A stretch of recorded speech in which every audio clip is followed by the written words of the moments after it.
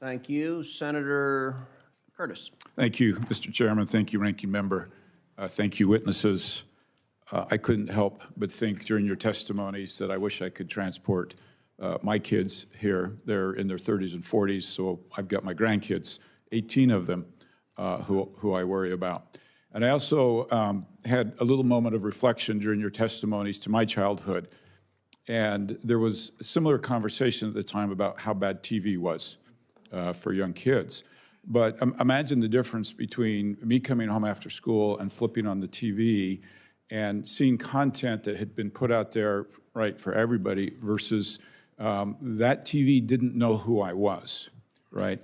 That TV didn't have a world full of people thinking ahead that next time I turned on that TV, they were going to show me this content to influence me to do this thing.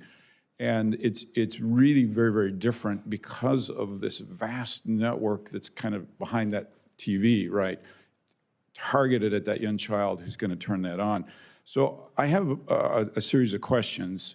They may almost be rhetorical, so I'm going to go through them rather quickly. And instead of asking you for an answer, you just give me a nod. And if you want to say no, then I want to hear from you. But I want to codify, I think, some of the things that have been talked about into some real specifics for people that might be listening to these hearings.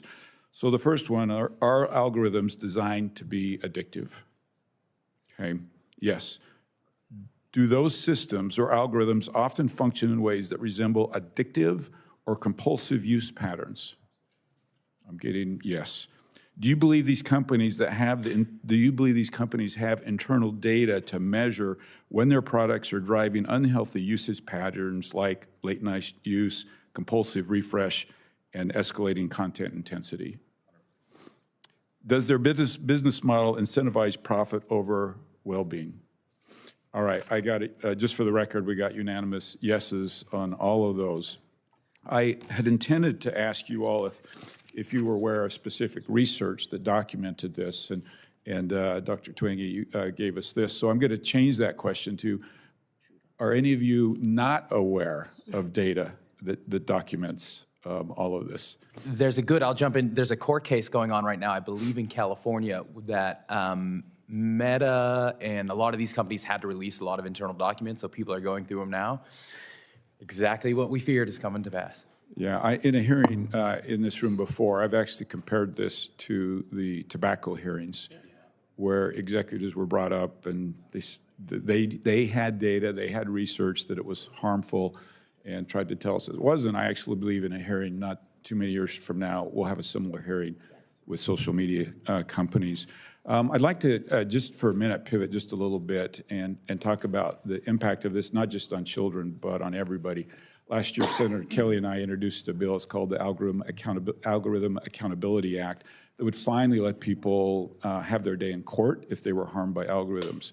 So, Dr. Twenge, let me start with you because you have this report specifically targeted at kids. What do we know about the impact of this, not just on kids, but on teens, young adults, and on adults? And is the impact similar? Is it just less visible? I understand why we're focusing on kids, but I would like to have that conversation about adults as well. Mm-hmm. Well, particularly for young adults, we have a lot of data, and depression rates have also doubled among young adults, perhaps because they were also introduced to these technologies as adolescents during that critical period. And there are several studies as well looking at young adults who, for example, give up or cut back on social media versus those who continue their normal use, and then what happens after 2 weeks or 3 weeks. And most of those studies show better outcomes, say less depression, more happiness among those who give up or cut back on social media. And most of those studies were done with adults. So we see a lot of the similar effects in adults compared to in adolescents and children. Yeah. Anybody else want to weigh in on the impact on adults? Yeah, it's exactly what you'd expect to. I just got back from a trip to Vegas. It was my brother's first time. And as we were walking through a casino, he looked around and said, "The happiest place on earth," because everyone was just sitting there blindly at their slot machines. Basically, that same exact thing is happening with screens. Even in this room, I'm not calling anyone out. basically everyone has touched their phone at least once today. Senator Marino and I were talking about, Yeah, sorry. yeah, give him a few minutes.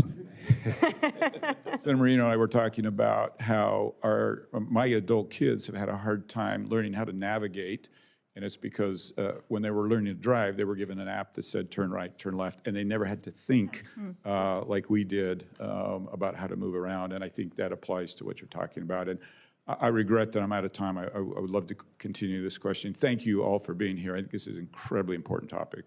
I yield my time.